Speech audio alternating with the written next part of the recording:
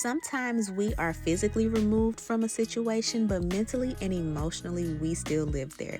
Ladies, if you are new here, of course, this is Get 'em Girl, a girl's guide to relationships, femininity, dating, polarity, and attraction. And today we are talking about how the feminine woman actually moves on from past situations. Okay, so if you're dealing with anything like this video is absolutely for you. So without further ado, let's just go ahead and jump in. Honestly, I have to just give it to you ladies straight. There is a mindset that you are going to have to adopt to be able to do this. And that mindset is a understanding.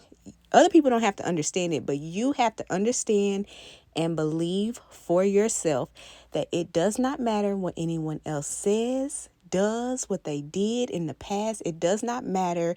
It does not stop anything.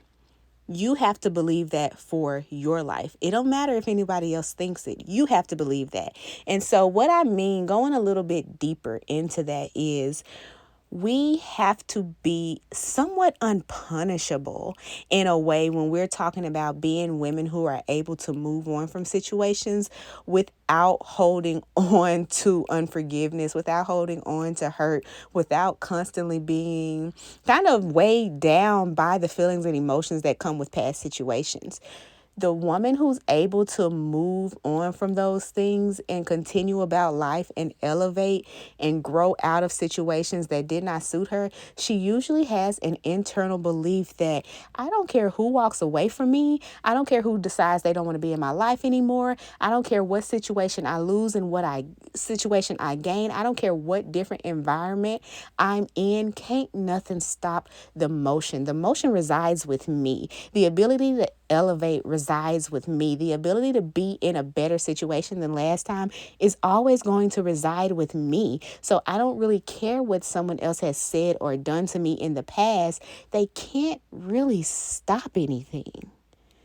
Right, ladies? And when you start to adopt that mindset for yourself and come to the realization that life really does go on, you really are a feminine woman who can create a beautiful life and come out of any situation and still have an even more beautiful life than what you had before. When you become the woman who really believes that for yourself, forgiving a person who has done you wrong in the past means nothing. Being able to pay a person dust and move on and be cordial, or, hey, delete them from your life and pretend that they don't exist without having these internal feelings that stir up in you every time you see them, being able to do that is nothing once you realize that there is nothing that person can do to really punish you. There's nothing they can do to keep you from the life that you really want to live. There's nothing they can do to keep you from elevating. There's nothing.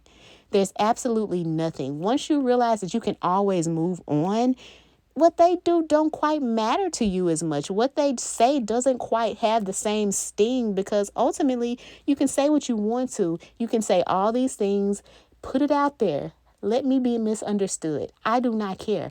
I know for myself that I can always elevate, and I probably will do it here shortly, and you'll be able to see it, and then you'll have to eat those words, and I'm not even going to address it with you. You have to be the kind of woman that always is able to see better for yourself. Even if you're in a divorce, if you're in the end of your friendship, if you're losing something that you once found valuable, you have to realize that that does not end your living. That does not end your elevation. That's just the end of that chapter. And you have to be able to see for yourself that it's not just, oh, I have to start over. Oh, I got to start from scratch. Oh, I got to start from ground zero. You have to see that, hey, this is always another opportunity to even have better, to have more, to elevate. This is another time where I get to grow. This is another time where I get to define what I want my future to look like, what I want my life to look like. Ladies, you have to believe for yourself that this is a pivotal moment and it can always be better than what you had. And furthermore, you have to get to the point where you are not always trying to replay a different ending. We get wrapped up in the details of conversations that we've had in past situations, trying to figure out what you should have said, what you could have said, trying to imagine what would have happened if they had just apologized, trying to imagine what would have happened if you just were able to get them to say this one perfect statement and it could all go away. And you're waiting for them to finally understand your side, and you're replaying that back and forth in your head. Well, if it just would have went this way, we could have been this, we could have been that, we could have had this. You have to let go of the imaginary endings that are attached to these past situations, because until you stop trying to replay what coulda shoulda happened, you won't truly be able to move on. You have to accept that it was what it was, accept that ending, realize that happened. Yes, I did not like it, but it's over now, and continue to move forward. You cannot move forward if you are constantly in your head trying to edit the past, edit the scenario, edit the conversation. What if I said this? What if they just said this? What if they had just apologized? What if it was just a back and forth where we really understood? Could we have been together? Could we still be friends? Could we? You have to stop trying to edit the past. It has happened. You will not be able to move on until you accept that that has happened. That is the story, period. What are you going to do with it? And here's the thing, when I say that, that doesn't mean that you can't be mad about the situation, because sometimes, hey, just forgive and move on. It's not that clean, right? You're allowed to be mad about things. You're allowed to feel like, something was unfair, right? You're allowed to sit and understand that honestly what they did was wrong to me. I really didn't deserve that. You're allowed to have all those understandings, and you don't always have to immediately find the lesson in it and all of that. You don't have to. You can feel it, you can process it, but you do have to come to the point where you ask yourself, what am I going to do with this information now? What am I going to do with myself now? You cannot allow yourself to turn this temporary pain point into a permanent identity. You can't build a house there, right? You can't stay in that place. You have to, yes, go through the motions, have the emotion behind it, have the feelings, realize, yeah, it's all messed up, it's unfair, da da da da da. What am I going to do now? You have to get to the point where you can try to make progress. And then here's another big one that I have noticed even recently as I've been talking to women. I feel like a lot of the issue that we run into when we are trying to move on, but we're stuck, is because we're always trying to check for evidence of whether or not they regret it. I feel like this is huge. I feel like, especially in situations where it was a relationship, he may have cheated, or, something very hurtful has happened and y'all have kind of went your separate ways, but you're not past it yet. A lot of times I notice that we ain't moving past it quite because we're trying to see if there are signs of regret, trying to see if they are better or worse off without you. And then here's the thing. Sometimes they are worse off without you, and then we get stuck in it still because we're reveling in the fact that they're worse off. Now we want to sit there and watch them be worse off without us, right, ladies? There was a woman I was talking to, and her husband have been split for like 10 years now. They are divorced. They have both moved on. His life is in shambles. His life is in shambles, right? To me, I'm looking at it, it may not necessarily be because of her, but she does enjoy the fact that he is not better off without her. I'll put it that way. But what I'm trying to get a good understanding with her is, you still haven't moved past it. Even though you're enjoying this, you still have not truly been able to move past in the way that you really want to. The reason that you keep talking about it, the reason why your friends are getting tired of hearing about it, is because you're enjoying it so much that you're still stuck there with him playing in your mind and you're enjoying the fact that he's not doing better with you, I'm sorry to say, you still haven't moved on. You have built that house there, ladies. You are still in it because you're still sitting there trying to enjoy the fact that he has not done better. And then, God forbid, it's a situation where they actually are doing better. Maybe they have elevated. Maybe they have found a new spouse. Maybe their life does look good. Now you're wondering if they miss you. Now you're wondering if you ever even mattered, if there will be some kind of karma that comes around, if there will be some kind of reaping that they experience because they have done you wrong. And we're sitting there and we're checking for evidence. We're sitting there and we're trying to watch and see how their life plays out so that we can feel better about it, so that we can have closure around it.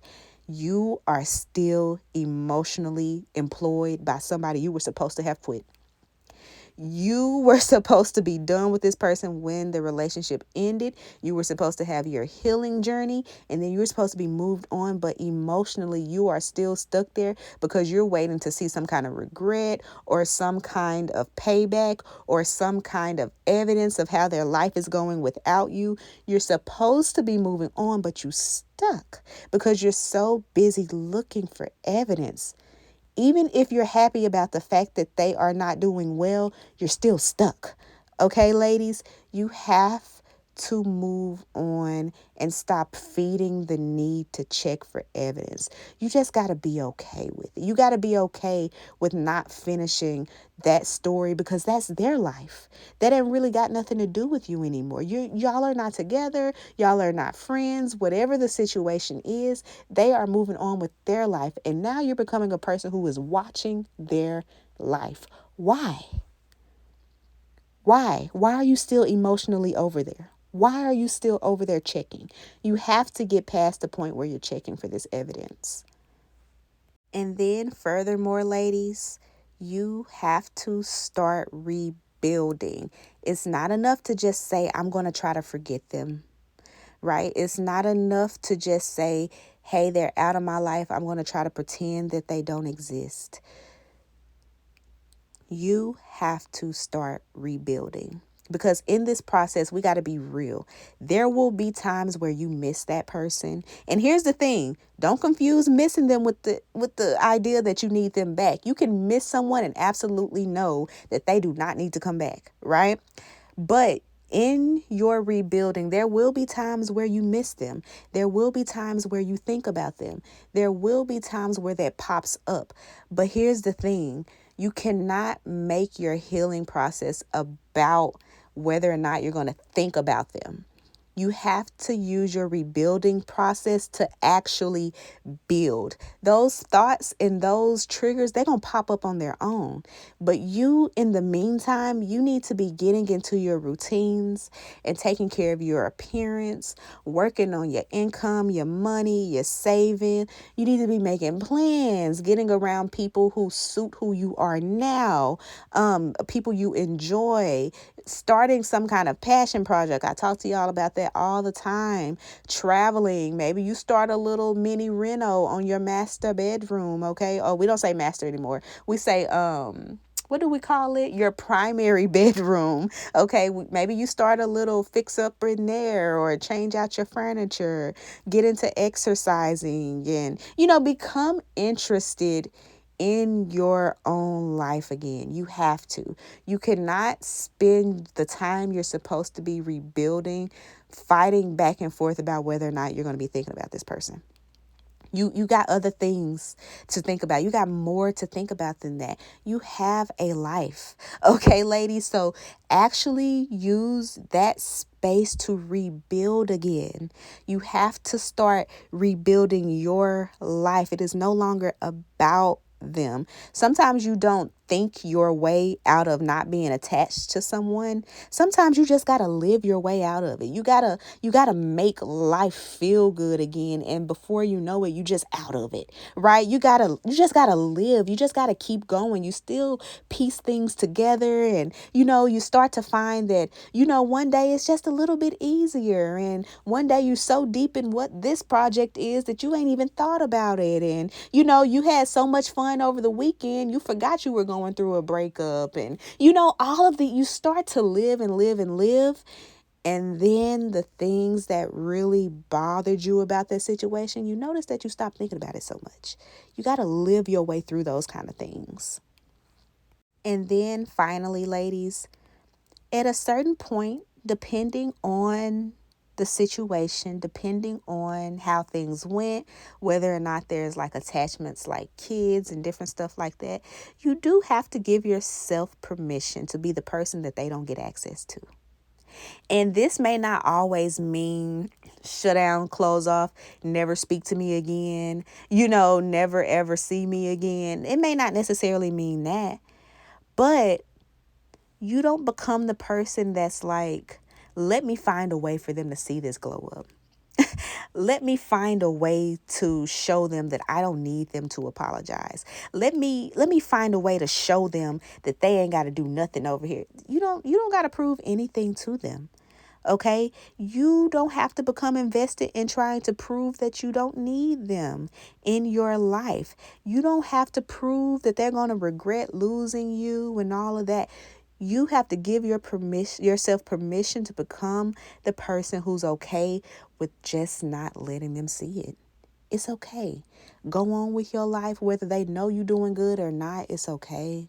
Right? Whether they know that you winning or not, it's okay. You don't need them to see the proof of it, okay? Whether they see it or not, you don't really care.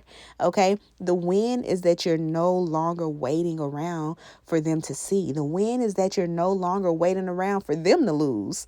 The win is that you actually have broken those ties and moved on to the point where there is not a care whether or not they see it, whether or not they know it, whether or not they apologize, whether or not they're doing good or bad. The win is the fact that you are able to move on and not care about none of that. Right, ladies? And so this is actually how you move past situations, because sometimes we're physically moved from a situation, but mentally and emotionally we still live there. Okay? And we have to be taking those steps to actually get away from it.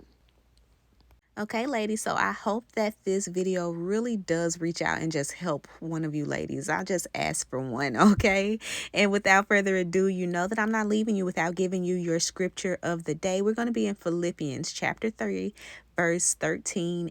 Brethren, I do not count myself to have apprehended, but one thing I do, forgetting those things which are behind and reaching forward to those things which are ahead. Okay, ladies, so once again, I want to thank y'all for watching another episode of Get 'em Girl, and I will see you ladies in the next video. Bye.